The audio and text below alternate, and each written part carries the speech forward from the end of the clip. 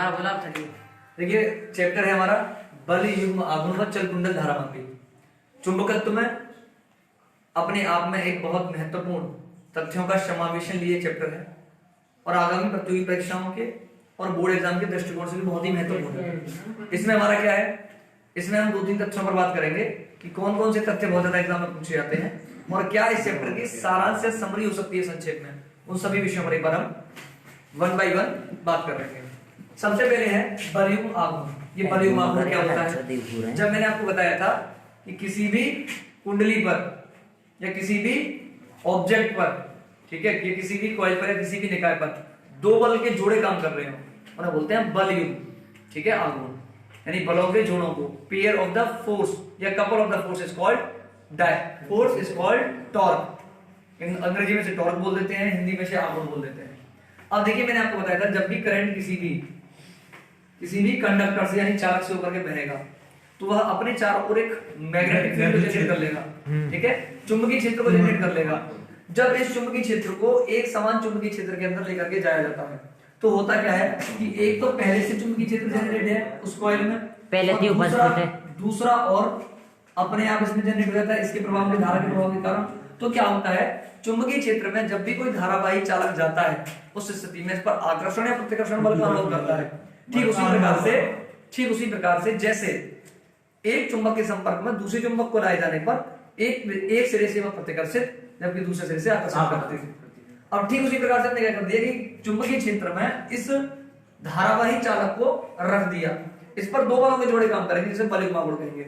आपको क्या बताना है, बलयुग्म आघूर्ण पर जब किसी धारावाही चालक को एक समान चुंबकीय क्षेत्र में यानी यूनिफॉर्म मैग्नेटिक फील्ड में या कांस्टेंट मैग्नेटिक फील्ड में हम क्या करते हैं, रखते हैं तो उस पर दो बल कार्य करते हैं, दो बलों के जोड़े कार्य करते हैं जिनके प्रभाव के कारण क्या करता है, वृत्ताकार मार्ग पर घूमने लगता है। जब वृत्ताकार मार्ग पर घूमने लगता है तो हमने बताया था कि ये क्या करेगा, उस स्थिति में दो बलों की अपने एक अक्ष के बिंदु पर घूमेगा, उस स्थिति में इस पर एक टॉर्क वर्क करेगा जिसे बलाघूर्ण कहते हैं। और बलाघूर्ण का मैंने फॉर्मूला बताया था, बल गुणा बल की दिशा में लंबवत दूरी। तो यहां से मैंने डेरिवेशन कर दी तो आता torque is equal to NIAB sin theta. और मैंने कहा था यदि ये कोण 90 अंश पर हो अर्थात जो एंगल है वो 90 डिग्री हो तो टॉ बराबर NIAB तो NIAB होगा, ठीक है। आपको पहला टर्म तो ये समझ में आ गया था, ठीक है। दूसरे टर्म पर बात करेंगे, हमारा दूसरा टर्म क्या हो सकता है, संभवतः है। अब बात करेंगे, मैंने धारामापी बताई थी जिसे अंग्रेजी में बोलते हैं गैल्वेनोमीटर। दोनों का मतलब एक ही है, अगर आपका एग्जाम में आता है गैल्वेनोमीटर या धारामापी तो don't confuse to take of this particular term. इस टर्म को लेकर के आप कंफ्यूज हैं, गैल्वेनोमीटर को ही धारामापी कहता है हिंदी में, इसका इंग्लिश प्रोनाउंसिएशन है, इंग्लिश मीनिंग है, ठीक है। अब बात करते हैं धारामापी क्या है। यानी विद्युत परिपथ में आमतौर पर या साधारणतः धारा के मापन के लिए युक्ति प्रयुक्त की जाती है जिसे धारामापी कहते हैं, ठीक है। अब धारामापी बेसिकली हमारी कितने प्रकार की होती है, दो प्रकार की होती है, चल कुंडल धारामापी और दूसरी कील धारामापी। चल कुंडल धारामापी में दो धारावाही धारामापियों का समायोजन किया जिसमें हमने पहले किया था सस्पेंडेड कॉइल गैल्वेनोमीटर यानी निलंबित कुंडल धारामापी, निलंबित कुंडल धारामापी, ठीक है, निलंबित धारामापी। और निलंबित धारामापी में आपको याद होगा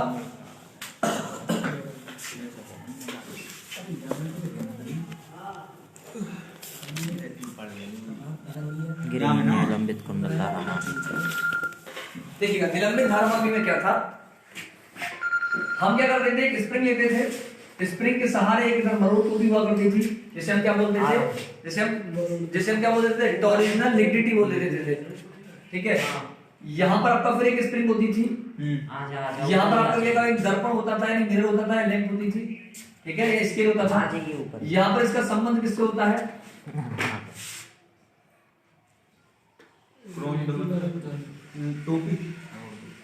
ये मिरर है या दर्पण है, ठीक है। यहाँ पर आपको क्या है, यहाँ पर एक आयताकार कुंडली होती है जिसमें एक नर लोहे की छड़ व्यवस्थित रहती है, एक से जुड़ी होती है, ठीक है।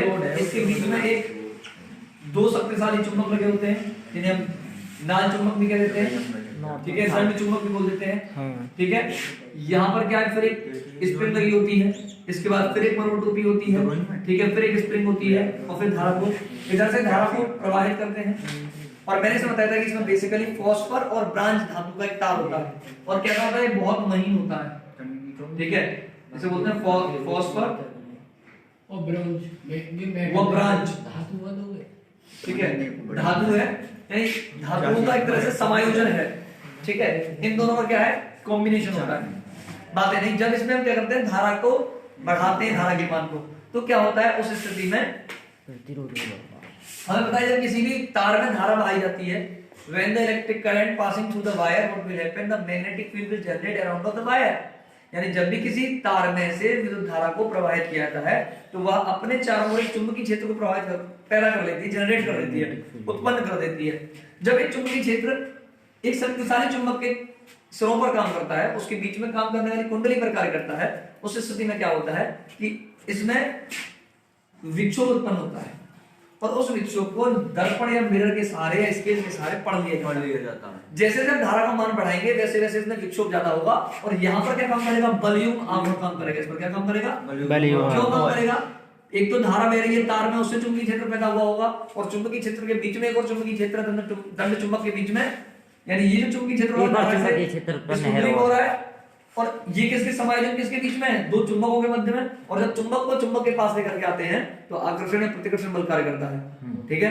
अब मान लो कुंडली है कोई, और उसे जब चुंबकीय क्षेत्र में लेकर गए, इसमें धारा बह रही है, उसका खुद का एक स्वयं का मैग्नेटिक फील्ड होगा, और मैग्नेटिक फील्ड में वो गई है तो उस पर एक जगह तो नॉर्थ पोल होगा, एक जगह साउथ पोल होगा, दक्षिणी ध्रुव उत्तरी ध्रुव, तो वो क्या करेगा, वो घूमने लग जाएगी, और जब वो घूमने लग जाएगी तो उससे क्या करेंगे, वहां पर हम कहते हैं कि इसका जो सिद्धांत है वो बल युग्म आघूर्ण यानी torque is equal to NIAB के सिद्धांत पर कार्य कर रहा है। तो पहले तो ये आ गया। दूसरा मैंने आपको बताया था कि इसमें दो और हमारे फैक्टर वर्क कर रहे हैं, दो और बल यानी प्रत्यानयन बल के, प्रत्यानयन बल क्या होगा, इसको मरोड़ टोपी वाला, मरोड़ टोपी जो है यानी टॉरिजनल कैप या टॉरिजनल रिग्डिटी कैप जो है वो, और वायर में जो एंथन है ये, इसको क्या बोलते थे मरोड़ टोपी को, इसको बोलते थे हम सी, ठीक है, और एंड में बोलते थे पाई, टोपी से आप समझ लीजिएगा सी, और ये किसके बराबर होता था, ये दोनों ही जो बल काम कर रहे हैं ये आपस में बराबर होते थे, तो यहां पर लिख देता था NIAB is equal to C5, यहां से हम ये इसे क्या बोलते थे, फाई की वैल्यू निकालते थे, ठीक है, अलग वैल्यू निकाल सकते हैं, NIAB ओवर C। धारा का मान निकालना है, अगर आपको धारा निकालनी है तो धारा क्या कर लेंगे, C5 अपॉन NI, ठीक है। अब बात करते हैं धारा मापी की सुग्राह्यता की। मैंने टर्म आया था कि धारा मापी की सुग्राह्यता क्या होगी, ठीक है, धारा मापी की सुग्राह्यता क्या होगी। देखिएगा धारा मापी में अगर हम धारा के मान को जरा सा भी परिवर्तित करते हैं, ठीक है, यानी चल कुंडल धारा मापी में धारा के मान को परिवर्तित करने पर क्या होता है, चुंबकीय क्षेत्र के मान को में परिवर्तन आता है, और जब चुंबकीय क्षेत्र के मान में परिवर्तन आएगा तो विक्षेप ज्यादा उत्पन्न करेगा इस पर, लैंप पर या दर्पण पर। तो धारा मापी की सुग्राह्यता से मतलब है कितनी सेंसिटिव है ये। सेंसिटिव कहने से मतलब अगर आपकी ह्यूमन बॉडी है, मानव शरीर है, उसका कोई अंग आपके किसी गर्म वस्तु से या ठंडी वस्तु से स्पर्श हो जाता है, ठीक है, तो कितनी सेंसिटिविटी है आपकी, कितना अच्छा आप रीड कर सकते हैं उसे। जैसे एक व्यक्ति है और कहीं सुगंध आ रही है, और एक व्यक्ति ने बहुत जल्दी से सूंघ लेता है, एक बहुत देर में सूंघ पाता है, तो जो जल्दी सूंघ लेता है उसकी सुग्राह्यता होती है, जो ज्यादा सेंसिटिव होगी, तो ये कम करंट को भी रीड कर सकती है। और मैंने बताया था कि जो अमीटर है वो बहुत स्मॉल करंट को मेजर नहीं कर सकता, ये धारा के न्यूनतम विक्षेप को यानी 10⁻⁻⁶ एम्पियर के धारा के विक्षेप को पढ़ सकती है, यानी 10 माइक्रो एम्पियर, सॉरी इसको लिख सकता हूं माइक्रो एम्पियर के करंट को भी ये माइक्रो एम्पियर के करंट को भी पढ़ सकती है, रीड कर सकती है अप्रॉक्स, लगभग। यहां तक आपकी बात समझ में आ गई। अब मैं आगे बात कर लेता हूं, यहां तक क्लियर है भाई सबको, सबको क्लियर है। बढ़ते हैं आगे। अब अगला हमारा नेक्स्ट पॉइंट क्या था, इसी में मैंने कहा था कि वेस्टर्न धारा मापी, ठीक है, यहां से हमने देखो पहले मैंने कहा था कि इसकी वोल्टेज सुग्राह्यता क्या होगी, धारा सुग्राह्यता होगी, धारा सुग्राह्यता SI और होता है पाई ओवर I। पाई की वैल्यू ऊपर आपको दे रखी थी NIAB अपॉन C और I आपको दे रही है, तो I से I कैंसिल आउट हो जाएगा, कितना आ जाएगा NAB ओवर C। यहां तक आपको समझ में आ गया। अब एक और टर्म आगे देख लेते हो, क्या है इसकी धारा मापी की धारा सुग्राह्यता, sensitivity of current, sensitivity of current. I का मतलब है सफिक्स लग रही है, इसका मतलब है sensitivity of current. Basically we are denoted to the electric current by a symbol of small i।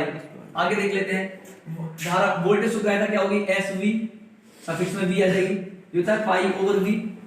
अब आपको पता है कि इसमें कहीं कोई टर्म ऐसा नहीं आया था जहां पर वोल्टेज दे रखी हो, तो मैं क्या कर लेता हूं, आपने ओम का लॉ सबने पढ़ा है, तो v इज इक्वल टू क्या लिखेंगे, आई आर पाई की वैल्यू क्या आएगी, N I A B over C, C रख दीजिएगा N I A B over C I R, I से आई कैंसिल आउट हो गया, तो हो जाएगा N A B over C are.